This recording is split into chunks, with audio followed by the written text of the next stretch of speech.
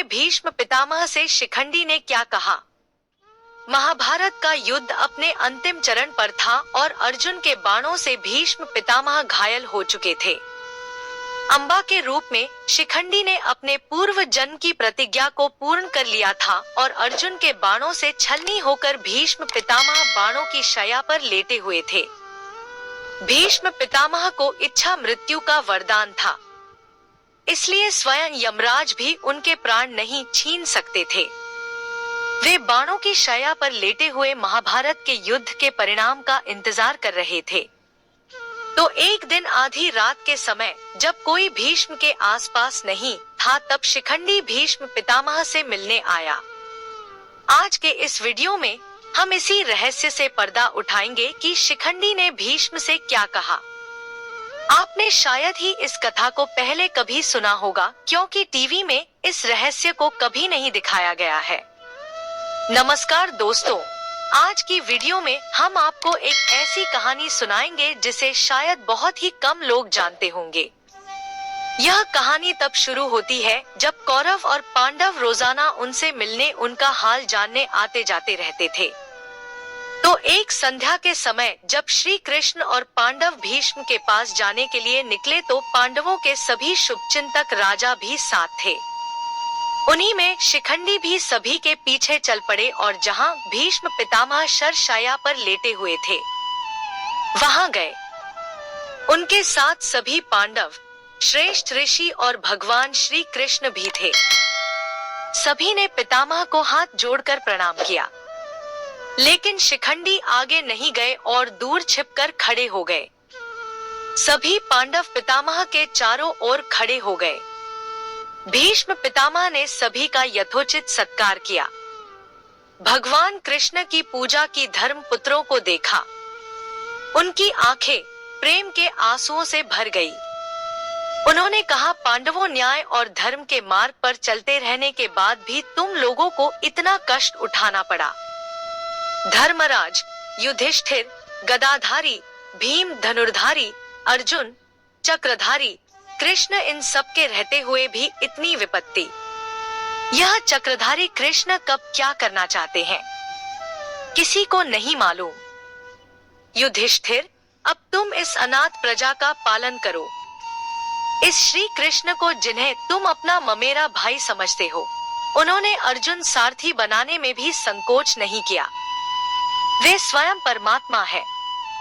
तुम लोगों के प्रेम के अधीन होकर भगवान ने अर्जुन के रथ हाँकने में भी संकोच नहीं किया। इस प्रकार कहते हुए भीष्म ने कृष्ण की तरफ इशारा किया और कहा, मैंने आपकी बहुत प्रतीक्षा की। अब जब तक मैं प्राण ना छोड़ूं तब तक आप मेरी प्रतीक्षा कीजिए। भीष्म ने कहा, मैं आपका लटका हुआ मुंह नहीं देखना चाहता, मैं आपका मुस्कुराता हुआ मुखमंडल देखना चाहता हूँ। कृष्ण ने अपने चेहरे पर मुस्कान बिखेरी। मुस्कान देखते ही भीष्म का हृदय आनंद से भर गया। चुभते हुए बाणों का सारा दर्द गायब हो गया। अब भीष्म ने युधिष्ठिर की ओर इशारा किया, पूछो क्या पूछना चाहते हो। तब धर्मराज युधिष्ठिर ने उनसे राजनीति, कूटनीति, धर्म, अधर्म जैसे बिंदुओं पर बात की। भीष्म पितामह पांडवों को उपदेश देने लगे। युधिष्ठिर ने शरशैया पर पड़े भीष्म पितामह से सबके सामने धर्म के संबंध में कई रहस्य पूछे।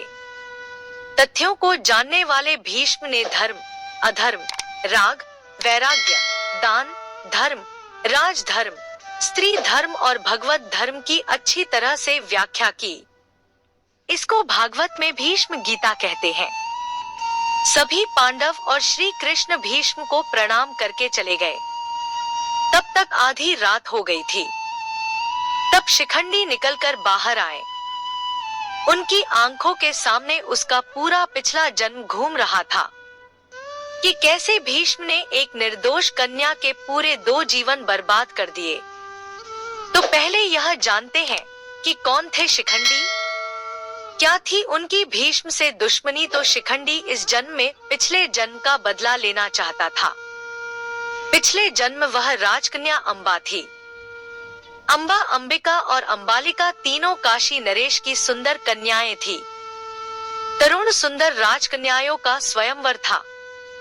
तब तक काशी के राजकन्याओं का विवाह कुरुकुल के राजकुमारों से होता था, परंतु स्वयंवर के आयोजन से भीष्म क्रोध हो गए और उन्होंने तीनों राजकन्याओं को उठा दिया और घोषणा की कि वो उनका विवाह भाई विचित्रवीर्य से करेंगे, और वहां आए हुए राजकुमारों को आह्वान दिया और बड़ी सहजता से भीष्म ने उन्हें पराजित किया। मातृशाल नरेश ने उन्हें टक्कर देने का प्रयास किया, पर वह भी हार गए।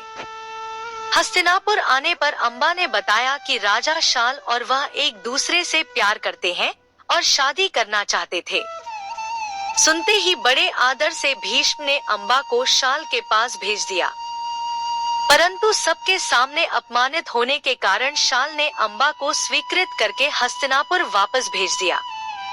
अपमानित अम्बा ने भीष्म को उससे विवाह करने का अनुरोध किया, जो प्रतिज्ञा के कारण भीष्म ने मना किया। भीष्म के एक कृत्य से अम्बा के सपने उद्ध्वस्त हो गए। उसने कड़ी तपस्या करके भीष्म के गुरु परशुराम जी को भीष्म को विवाह के लिए मनाने की प्रार्थना की, परंतु भीष्म नहीं माने।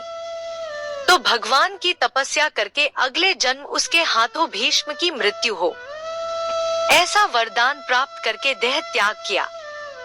अगले जन्म वह राजा द्रुपद के घर पैदा हुई और शिखंडी बन के युद्ध भूमि में भीष्म के सामने आ गई। वह मूलतः कन्या थी। यह जानते हुए भीष्म ने धनुष नीचे रख दिया और अर्जुन ने बाण चला दिया। इस तरह अम्बा का बदला पूर्ण हुआ। तो पांडवों के जाने के बाद भीष्म पितामह आंखें बंद करके पड़े हुए थे। तब उन्हें किसी के कदमों की आहट सुनाई दी। वह से चौंक गए। इस समय कौन आ गया? तो आवाज आई, प्रणाम गंगा पुत्र भीष्म बोले। अम्बा शिखंडी बोले, तो तुमने मुझे पहचान ही लिया?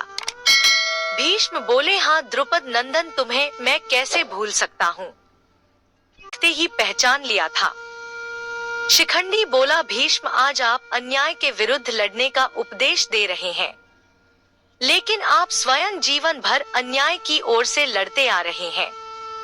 जब तुमने मेरा यानी अम्बा का अपहरण किया था, तब आपका यह ज्ञान कहाँ चला गया था?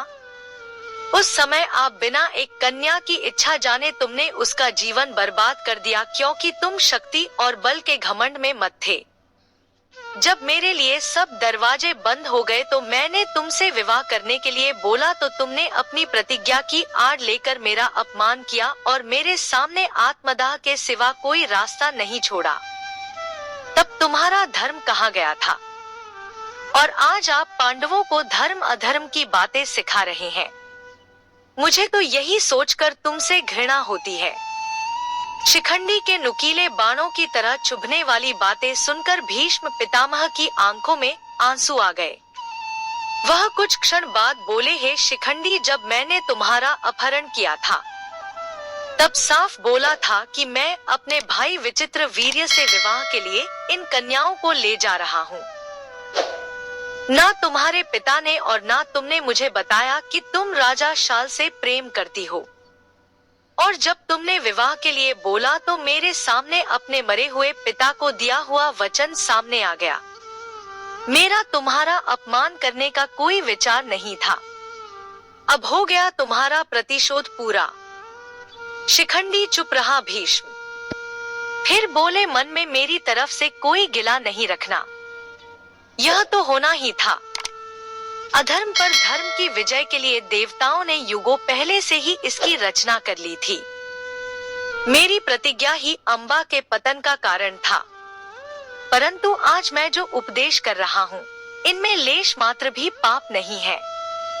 अब तो मेरे शरीर का सिर्फ ढांचा बचा है, जिसमें मेरे पिता के द्वारा दिए हुए संस्कार ही शेष बचे हैं। इसलिए आज यह उपदेश अपने आप ही मुख से निकल रहे हैं। और शिखंडी भीष्म के पैरों के पास बैठकर रोने लगा और बोला, हाँ पितामह, मेरे मन में जो क्रोध और अपमान की अग्नि जल रही थी उसमें मैं अंधा हो गया था, मुझे क्षमा कर दीजिए। भीष्म बोले, इसमें तुम्हारा कोई दोष नहीं है। मैं अपनी प्रतिज्ञा की बेड़ियों में जकड़ा हुआ था। तुमने तो मुझे उससे मुक्त कर दिया है।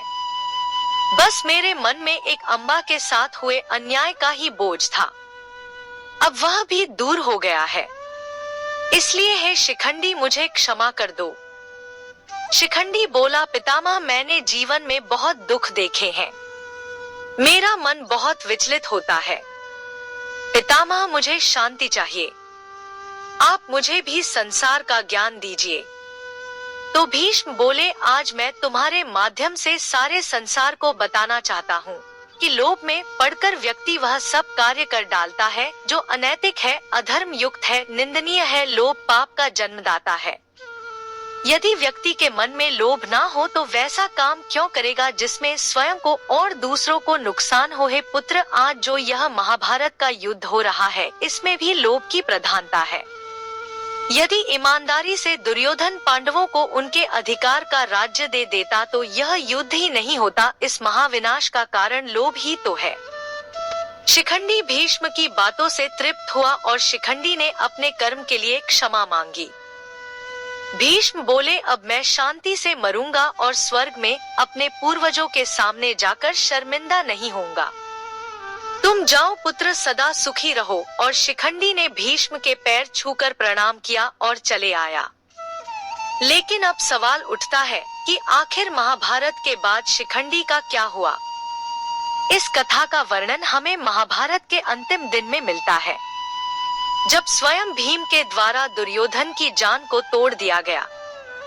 दुर्योधन अपनी अंतिम सांसें गिन रहा था। तब दुर्योधन ने स्वयं अश्वत्थामा को एक कार्य सौंपा, पांडवों का वध। युद्ध समाप्त होने के बाद कृपाचार्य, कृतवर्मा और अश्वत्थामा रात में बचे हुए पांडवों को मारने का निर्णय करते हैं और पांडवों के शिविर में जाते हैं। कृपाचार्य और कृतवर्मा दरवाजे पर खड़े हो गए। अश्वत्थामा ने उन्हें धीरे से कहा, मैं अब शिव के अंदर जाऊंगा और मारकाट मचा दूंगा। उन सभी को नहीं छोड़ूंगा जिन्होंने दुर्योधन का यह हाल किया और मेरे पिता का वध किया। कोई भी अगर बाहर बच के आता है तो आप लोग उसे जीवित नहीं छोड़ेंगे। ऐसा कहकर वह शिविर के अंदर चला गया। अश्वत्थामा का लक्ष्य था सिर्फ पांडव। इसके बाद अश्वत्थामा ने सीधा पांडवों के शिविर में प्रस्थान किया, जहां पर पांडव नहीं बल्कि उनके 5 पुत्र सो रहे थे। उसने पांडव पुत्रों को सोते हुए पांडव समझा और उनका वध कर दिया। इस तरह उसने 5 पांडवों के बालकों को मार डाला। उसे लगा कि यह शायद पांडव है, लेकिन वह उनके पुत्र थे। तभी अचानक उस शिविर में शिखंडी आ पहुंचा। उसके बाद अश्वत्थामा और शिखंडी दोनों के बीच एक भयंकर युद्ध हुआ। अश्वत्थामा ने शिखंडी पर कई वार किए और क्रोध से भरकर अपने पिता के प्रतिशोध के कारण उसने शिखंडी के 2 टुकड़े कर दिए। इस तरह उसने महाभारत के युद्ध के बाद शिखंडी का भी वध कर दिया, जिसने स्वयं भीष्म पितामह की मृत्यु की थी। तो यही था महाभारत के युद्ध के दौरान भीष्म और शिखंडी का स्वाद। आपको यह जानकारी कैसी लगी? कमेंट बॉक्स में हमें जरूर बताएं। वीडियो अगर आपको अच्छी लगी है तो लाइक करें। हमारे चैनल